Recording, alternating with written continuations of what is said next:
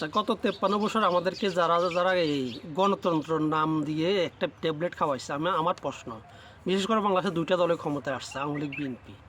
এই দুইটা দলে কি গণতন্ত্র আছে? গণতন্ত্র মানে কি মানুষ এখন বুঝছে?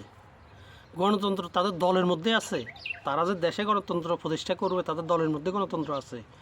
বিএনপি জন্মের পরে বিএনপি একটা পারিবারিক দল, আওয়ামী লীগের জন্মের পর আওয়ামী লীগ একটা পারিবারিক দল হয়ে গেছে। একসময় আওয়ামী লীগ ছিল ভিন্ন ভিন্ন, এরপরে স্বাধীনতার পর থেকে শেখ মুজিবের পারিবারিক দল হয়ে গেছে।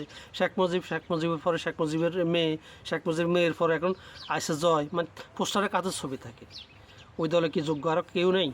আচ্ছা, বাংলাদেশে এই দুইবার বেশি কেউ প্রধানমন্ত্রী হতে পারবে না।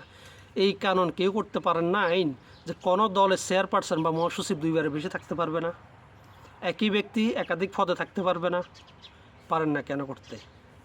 কানুনটা করলে বিএনপির মধ্যে গণতন্ত্র আছে। বিএনপির চেয়ারপারসন কে? এখন বর্তমানে ভারপ্রাপ্ত তারেক জিয়া তো যোগ্য, সিনিয়র আর কেউ নাই বিএনপিতে, তারা কেন হতে পারলো না? ওই দলের কেউ স্বপ্ন দেখতে পারবে আমি প্রধানমন্ত্রী হবো ক্ষমতায় গেলে? কিসের গণতন্ত্র এটা? গণতন্ত্র আছে? গণতন্ত্র কাকে বলে? জামাত থেকে শিখবেন। গণতান্ত্রিক দল কীভাবে পরিচালনা হয় জামাত থেকে শিখবেন। এত প্রতিকূলতার ভিত্তিও তারা অনলাইনে ভোটাভুটি করে তাদের আমির নির্বাচন করে। তাদের আমিরের ছেলে আমির হতে পারে, নেতা ছেলে নেতা হতে পারে। শিকড় থেকে রাজনীতি করে আসতে হয়।